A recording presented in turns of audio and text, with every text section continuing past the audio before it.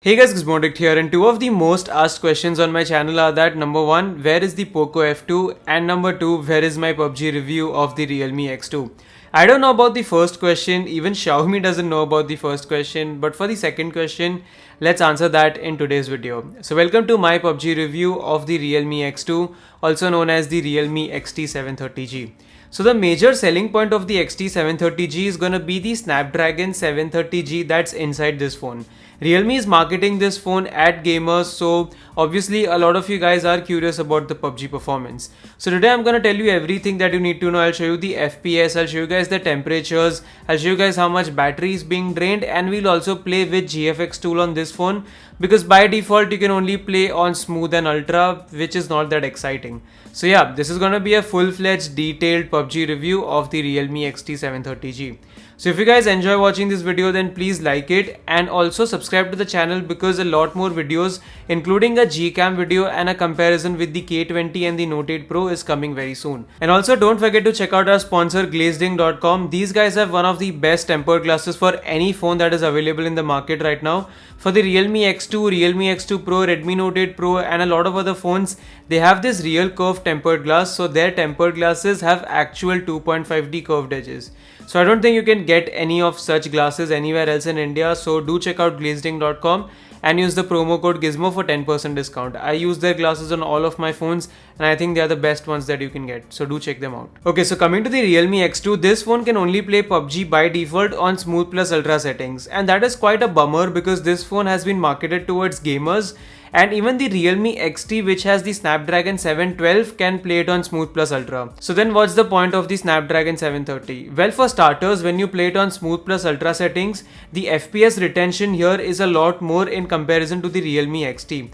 So when you play on the XT, you see frequent drops to the lower 30s or the 35s when you're playing on Smooth Plus Ultra, but on the Realme X2 there is nothing like that. Throughout my gameplay, the FPS was always between 39 and 40. Sometimes it used to go to 36, 37, but not below that. So the FPS stays around 40 for a longer period of time when it comes to Smooth Plus Ultra settings, so there is the advantage of the Snapdragon 730. But we are not here for that. What I've done is I've installed GFXTool on it. I'll talk about this tool later on, but because of this it lets us unlock extreme settings at the smooth settings as well as at the HD settings. So we're gonna play it on Smooth Plus Extreme and then HD Plus Extreme one by one. So let's get started. And if you're wondering about these PUBG triggers, I'll have a link to them in the description box. But as of now, let's move on to the gameplay with Smooth Plus Extreme settings. So here, as you can see, the Realme X2 handles the game surprisingly well. With GFXTool, the FPS stays above 50 for majority of the time, and even when I did some hot drops, I didn't face any FPS drops. So I don't mean to say that it's always above 50 when it's a very intense scenarios, or sometimes just randomly the FPS will go to 40s. You might see numbers like 45, 44, or maybe even to the higher 30s sometimes, but that happens very rarely. Majority of the times the frame rate was around 50 or above that, and the gameplay was very good. If I compare it to the Redmi K20, I feel the FPS was slightly better here. I think there was around 10% improvement on the Realme X2 in comparison to the Redmi K20. So yeah, on Smooth Plus Extreme settings you do get a very good gameplay. If I compare it to the Realme XT as well, with GFXTool that phone couldn't do that much, but with GFXTool the X2 can actually be above 50 majority of the times. So that's a pretty good thing. There was only one game in which I landed in boot camp in Sanhok and the FPS was just around 30 and 40. That was the only time I saw the FPS this low, but in majority of the games it stays around 50 and the lowest you will see is in the 40s. So take a look at the gameplay and find it out for yourself.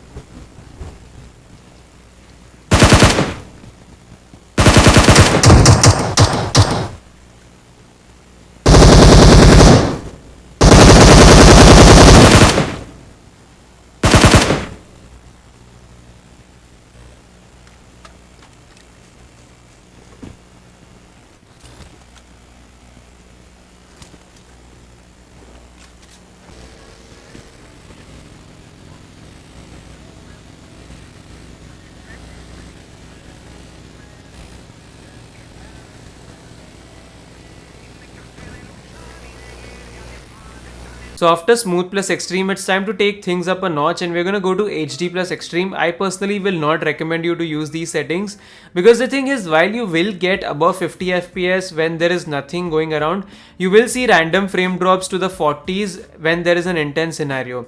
And the problem is that even when you're driving or something like that, or when you approach an area which has a couple of people around, the FPS will suddenly dip to the 40s and sometimes even to the 30s. So I would not recommend you to play on HD plus extreme. I think for all of you people out there, smooth plus extreme will be the best settings, and having HD plus extreme does not add anything to the gameplay. But anyways, you guys can check out some of the gameplay that I recorded on HD plus extreme and figure it out for yourself.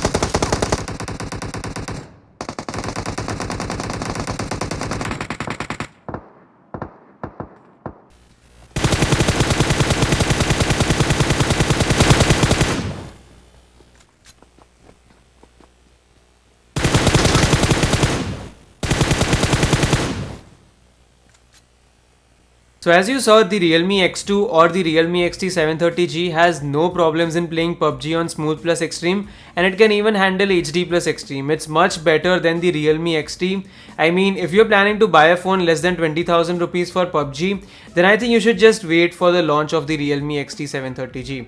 In comparison to the Redmi K20, like I said, I did feel that the XT730G had slightly better frame rates. I have done a video with the Redmi K20 and GFXTool as well, but I think there was a 10% improvement roughly on the XT730G. So yeah, I think the Realme XT730G would be a slightly better pick in comparison to the Redmi K20. Apart from that, if I have to talk about things like battery drain and temperature check, I think the phone lost around 25% of battery in 1 hour of gameplay. Considering that we were using GFXTool, I think that's pretty okay. Plus you've got VOOC charging here as well, so nothing to worry about. And if I talk about the temperatures, now this is where things did go a bit high. We saw this with the Redmi K20 as well, and even on the Realme X2 with the GFXTool enabled, the maximum temperatures that I recorded was upwards of 46 degrees.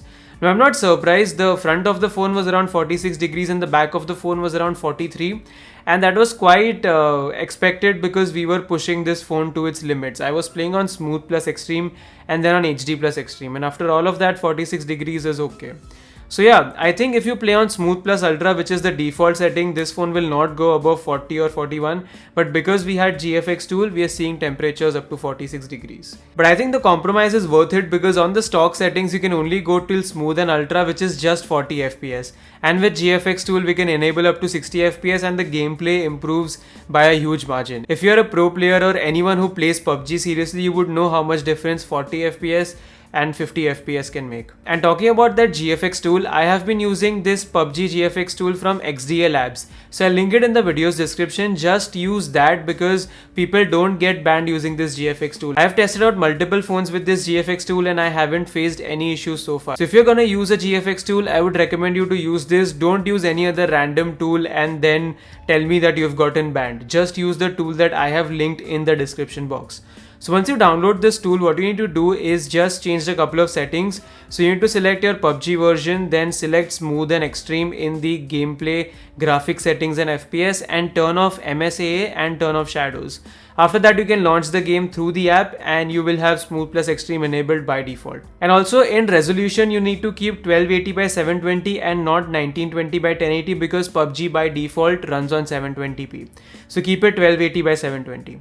Once you do all of these settings, PUBG will run on smooth plus extreme and you can take advantage of that 60 FPS gameplay. But yeah, I think overall, I think the Realme X2 or the Realme XT730G will be one of the best phones to play PUBG under 20,000 rupees.